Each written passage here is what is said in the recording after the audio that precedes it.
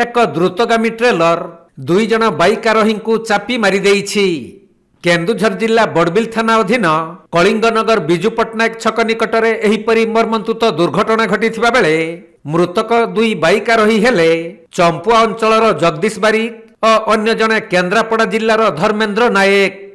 गत राति प्राय 8टा समय रे बलाणी पटु एक ट्रेलर अति द्रुत गति रे बड़बिल को आसुथिला।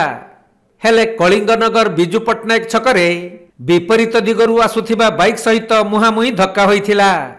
फलरे घटनास्थल रे ही दुई बाइक आरोहींकर मृत्यु होइथिबा बेले पुलिस पहुंची दुईटी मृतदेह को जबत करी व्यवच्छेद पई बड़बिल गोष्ठी स्वास्थ्य केन्द्र को पठाइछंती। आउ दुर्घटनाग्रस्त बाइक और ट्रेलर को जबत करी पुलिस घटनार तदंत करुछि। मालूम नहीं चला गया तापस को कह एटा पर तापस कथा हो ना